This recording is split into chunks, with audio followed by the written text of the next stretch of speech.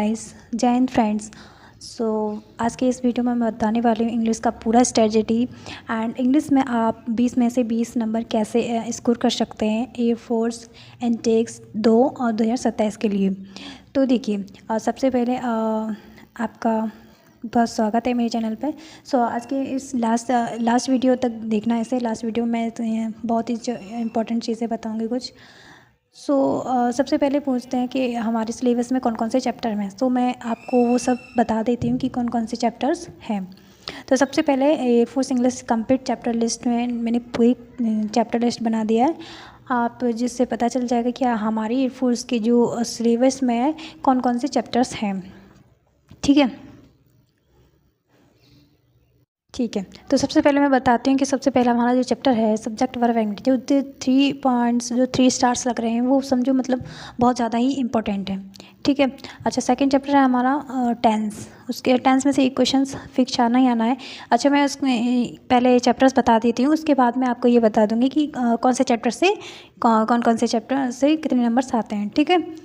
उसके बाद ये इंपॉर्टेंट है, जो 3 स्टार्स लग रहे हैं वो वेरी इंपॉर्टेंट है, मोस्ट इंपॉर्टेंट है। उसके बाद जो 2 स्टार हैं वो एक आ भी सकता है, नहीं भी आ सकता। ठीक है। अच्छा, नेक्स्ट है हमारा वर्ब एंड फॉर्म्स। यहाँ से एक क्वेश्चन बनता है एरर डिटेक्शंस का एक क्वेश्चन हमेशा बनता है। उसके बाद आर्टिकल का एक क्वेश्चन बन सकता है, डिटरमिनेंट का, फिर नाउन का, फिर प्रोनाउन का, फिर एडजेक्टिव का। ठीक है। उसके बाद आता है आपका प्रोनाउन और एडजेक्टिव। फिर यहाँ से एक क्वेश्चन मतलब बन भी सकते हैं। ये मान लो मतलब ऐसे होता है जैसे कभी प्रोनाउन आ गया तो कभी एडजेक्टिव आ गया, तो इनमें से एक क्वेश्चन आ सकता है। तो ऐसे ही ये हमें पूरा सिलेबस बता दे रही हूँ। फिर एडवर्ब आ सकता है, प्रीपोजिशंस का एक क्वेश्चन फिक्स है, हर शिफ्ट में आता है वो। कंजक्शंस का एक आता है, मॉडल का, क्लाउजेस का, फिर डिग्री, कंपैरिजंस का, और फिर ट्रांसमिशन सेंटेंस का। फिर वर्ड फॉर्मेशंस का एक क्वेश्चन हमेशा बनता है, जैसे कोई भी वर्ड्स दे दिया और उसका पूछा ये नाउन है, एडजेक्टिव है, एडवर्ब है। ठीक है। उसके बाद एक्टिव पैसिव एक 100% आना है, और डायरेक्ट इनडायरेक्ट एक 100% आना है। जंबल तो हमेशा ही हर शिफ्ट में मिलता है। ठीक है। उसके बाद देखते हैं जंबल के बाद क्या आता है, एक रीडिंग कॉम्प्रहेंशंस आता है, जैसे 3 से 4 क्वेश्चंस हमेशा बनते हैं, और 3 से 4 क्वेश्चंस में 3 क्वेश्चंस जो होते हैं वो ओनली रीडिंग कॉम्प्रहेंशन में से ही आपको एक पढ़ने से मिल जाएंगे, और एक क्वेश्चंस या एक या 2 क्वेश्चंस वो एंटोनिम्स पूछ सकता है या फिर सिनोनिम पूछ सकता है। उसके बाद हमारा फिल इन द ब्लैंक्स बन सकता है किसी भी ग्रामर के जो इतने सारे चैप्टर्स हैं उन सब के ऊपर एक क्वेश्चन या कैसे भी बन सकता है। हाँ, ये फिक्स है, एक एंटोनिम्स और एक सिनोनिम्स 100% आ जाना है। एक वन वर्ड आ जाना है, वर्ड इन वर्ड। ये इडियम्स और वन वर्ड में क्या होता है कि एक क्वेश्चन बन सकता है दोनों में से, कि आप वन वर्ड आ जाएगा या फिर इडियम फ्रेजेस आ जाएगा। उसके बाद एक स्पेलिंग मिस्टेक्स बन सकती है, आपको करेक्ट करने के लिए कर सकता है या फिर इनकरेक्ट करने के लिए कर सकता है। ठीक है। यहाँ से कन्फ्यूजिंग वर्ड्स भी आते हैं, ये स्पेलिंग्स का ही पार्ट है। ठीक है। अच्छा, इसमें मैंने बता दिया कि आपको पूरा ये चैप्टर्स कौन कौन से आते हैं। अब मैं आगे बताऊंगी कि आपको कौन कौन से चैप्टर्स में कितने कितने क्वेश्चंस के नंबर बन सकते हैं। ठीक है। तो ये पढ़ लीजिए, आपको पूरा मैंने लिख के दे दिया है। ठीक है। उसके बाद वोकेबलरी आती है। फिर वोकेबलरी की सबसे ज़्यादा प्रॉब्लम्स रहती है हमारे पास, क्योंकि मैं खुद करती हूँ, तो मैं खुद अपना बता रही हूँ कि मुझे सबसे ज़्यादा इम्पोर्टेंट है हमारे लिए वोकेबलरी, क्योंकि ये स्ट्रॉन्ग है तो मोस्टली हमारे नंबर इंक्रीज़ हो सकते हैं। ठीक है। अच्छा, वोकेबलरी पर खास ध्यान कैसे रखना है तो वो बता दे रही हूँ कि ऑफिशियल सिलेबस में जो वोकेबलरी की जो 6 मुख्य पार्ट हैं वो इस तरह हैं, जैसे सिनोनिम्स है, और उसके बाद फिर एंटोनिम्स है, फिर वन वर्ड है, फिर स्पेलिंग है, फिर इडियम फ्रेजेस है, फिर confusing word and correct selections. तो ये सारे चैप्टर्स हैं, इन्हीं से ही बस वोकेबलरी बनती है, और एक पैसेज तो हमारा अलग से है ही है। ठीक है। अच्छा, उसके बाद मैं आगे लास्ट तक वीडियो में ये भी बताऊंगी कि कौन कौन से सिनोनिम्स एंटोनिम्स से कितने कितने क्वेश्चंस बन सकते हैं और कितने कितने नंबर के। ठीक है। तो लास्ट तक देखते रहना। अच्छा, अब मैं आगे चलती हूँ कि वोकेबलरी के कितने क्वेश्चंस हम आ सकते हैं। तो जो सिलेबस है उसमें हमारे जो देखो, मैंने 5-10 तक एयरफोर्स का एग्ज़ाम दिया है, तो इंग्लिश का मुझे इतना पता है कि कौन से क्वेश्चंस कितने कितने नंबर्स के बन सकते हैं। ठीक है। अच्छा, ये आप पढ़ लेना, क्योंकि एंटोनिम सबसे ज़्यादा प्रायोरिटी है भाई सिनोनिम्स और एंटोनिम्स में, क्योंकि ये सबसे ज़्यादा नंबर इंक्रीज़ करते हैं इंग्लिश में। क्योंकि मोस्टली बच्चे ज़्यादा 12, 14, 12, 15 तक इतनी ला सकते हैं, लेकिन जो जिसकी वोकैबुलरी स्ट्रॉन्ग है वो भाई 17, 18 तक पहुंच सकता है बस वोकैबुलरी करके। ठीक है। अच्छा, मेरी प्रायोरिटी क्या होगी सबसे पहले? हाँ भाई, सबसे पहले ये मैं बता रही थी कि सिनोनिम्स करने, उसके बाद एड डिडक्शन है, और एक क्वेश्चन प्रपोजिशंस के हमारे ऊपर बन सकता है। ठीक है।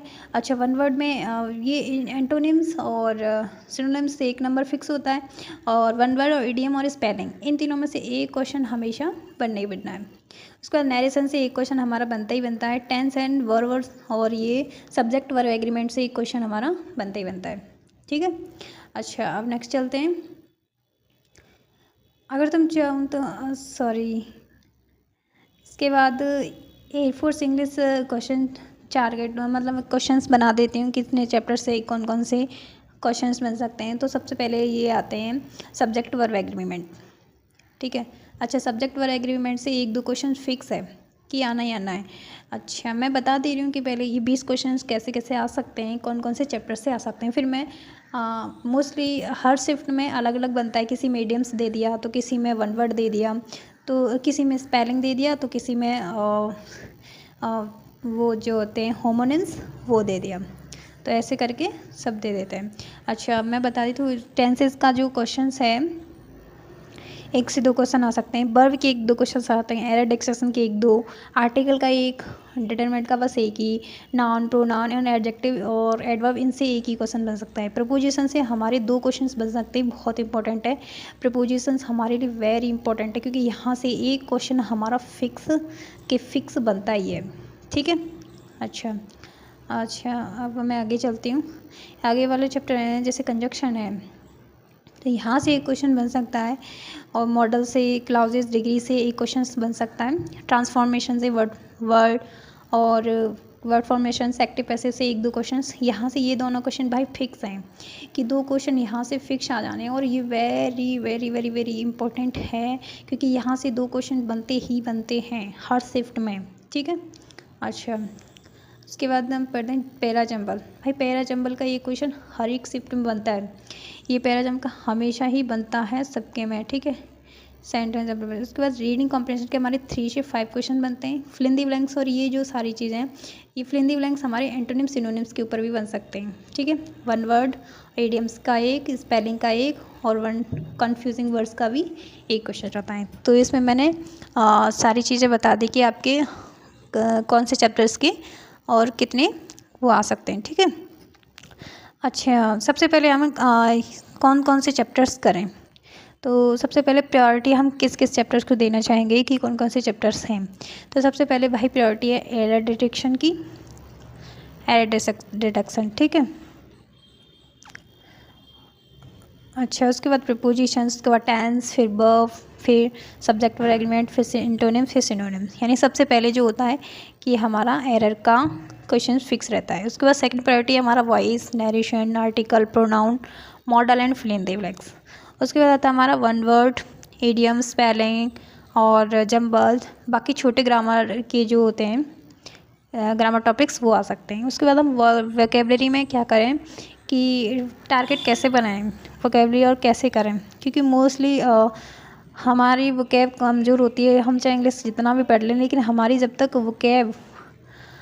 तक हमारी वोकेब इतना वीक रहेगी तब तक हमारे नंबर इंक्रीज नहीं होंगे। तो सबसे पहले क्या होता है कि डेली का टारगेट बनाएंगे हम, कितना बनाएंगे, ऐसे कोई भी। अब वो क्या हम कहाँ से करें, कैसे करें, मैं एक नेक्स्ट वीडियो बना दूँगी जिसमें आपको कंप्लीट प्लेलिस्ट या कौन सी टीचर से पढ़ना चाहिए, या फिर बुक से, या फिर सेल्फ आपको कैसे करना है आप अपने हिसाब से देख लेना, और अपने अकॉर्डिंग ही आप तैयार कर लेना। उसके बाद हमें अगर कोई सेल्फ पढ़ना चाह रहा है, कोई सेल्फ करना चाहे तो उसका टारगेट मैं कर दिया है, क्योंकि ये सेम ऐसे ही मैं भी फॉलो करती हूँ, क्योंकि मैं भी सिनोनिम्स हर डेली रीड करती हूँ। उसके बाद एंटोनिम्स 20 एंटोनिम्स करती हूँ, 10 वर्ड डेली करती हूँ, 10 इडियम्स, 10 स्पेलिंग्स एरर और 10 कन्फ्यूजिंग वर्ड्स। तो ये जो सारे हैं ये मतलब स्मॉल स्मॉल मैंने बांट रखी है सारी चीज़ें, और इन सब से करती हूँ क्योंकि यहाँ से वोकेबलरी थोड़ा स्ट्रांग हो जाती है। अच्छा, ओके, अब नेक्स्ट चलते हैं। नेक्स्ट में क्या करना चाहिए कि 80 वोकेबलरी वर्ड्स टारगेट रखेंगे तभी हम इसमें कर पाएंगे, ठीक है। अच्छा, अब इतना ये आगे ये थी सारे इंग्लिश के सारी स्ट्रेटजी के जो क्वेश्चंस हैं, इंग्लिश का जो सिलेबस है और इंग्लिश में कितने क्वेश्चंस बन सकते हैं, ठीक है। इसमें मैंने सारा सब कुछ बता दिया आपको कि कौन से चैप्टर से कितने क्वेश्चंस बन सकते हैं। सो आई होप कि आपको क्वेश्चन फिक्स पता चल गया होगा कि किस चैप्टर से कितने क्वेश्चंस बन सकते हैं, ठीक है।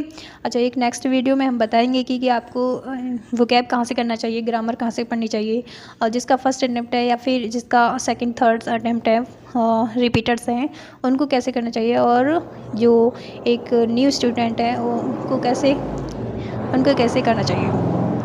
So thank you for watching this video. So thank you.